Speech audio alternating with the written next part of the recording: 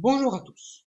Aujourd'hui, nous allons étudier le comportement du courant électrique dans un circuit en série. Ici sur votre droite, vous avez le schéma du montage électrique que nous allons réaliser. Pour commencer, ne nous préoccupons pas de l'ampère-mètre. Réalisons simplement le montage simple. Donc, ce fil de connexion sur le schéma correspond à ce fil de connexion bleu. Il ne nous reste plus qu'à relier les deux lampes pour pouvoir terminer le montage. Donc je prends ce fil de connexion là, que je relie entre les deux lampes.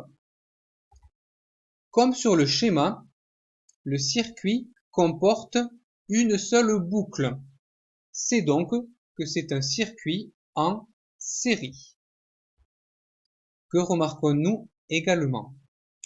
La lampe L1 brille plus intensément que la lampe L2.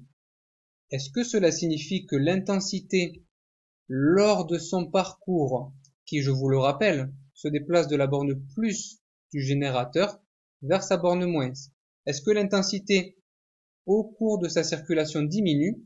C'est ce que nous allons tenter de vérifier aujourd'hui. Voici comment nous allons procéder. Nous allons mesurer l'intensité sur trois positions différentes du circuit électrique. Position 1, position 2 et position 3.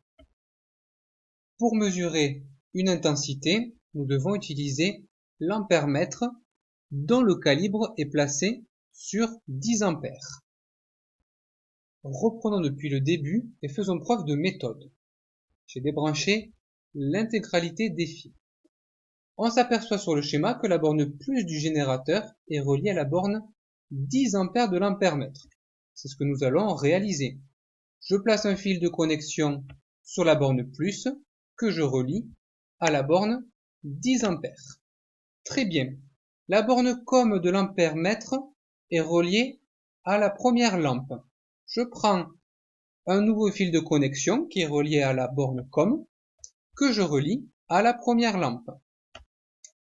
Enfin, il me reste à relier la lampe L2 au générateur pour pouvoir terminer le montage électrique. On s'aperçoit qu'en position 1, l'intensité du courant électrique vaut 0,19 ampères. Maintenant, je vais faire la même chose, mais pour mesurer l'intensité entre les lampes L1 et L2. Qu'est-ce que je fais? On s'aperçoit que la borne 10 ampères est reliée à la lampe L2. Je prends un fil de connexion relié à la borne 10 ampères qui va également être relié à la lampe L1. La borne COM est reliée à la lampe L2. Je relie la borne COM à la lampe L2. Les autres fils étant placés, je n'avais pas besoin de les placer.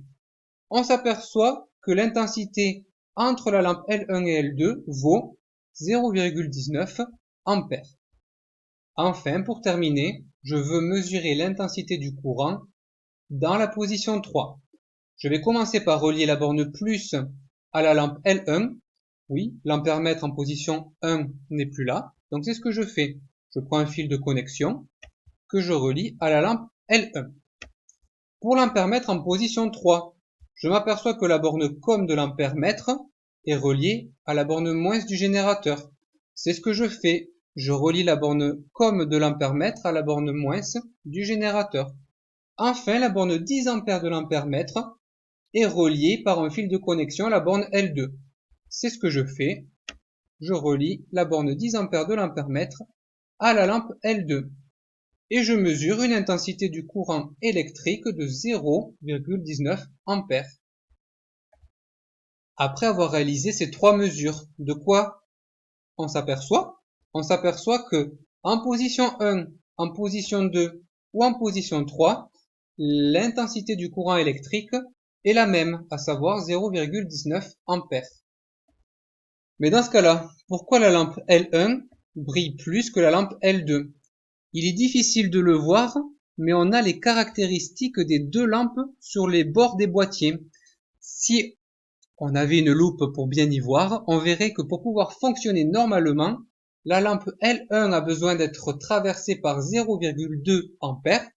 0,19 étant très proche, la lampe L1 fonctionne correctement. Mais la lampe L2 a besoin d'être traversée par 0,3 ampères. C'est pour ça qu'elle brille moins intensément car l'intensité qui la traverse est plus petite.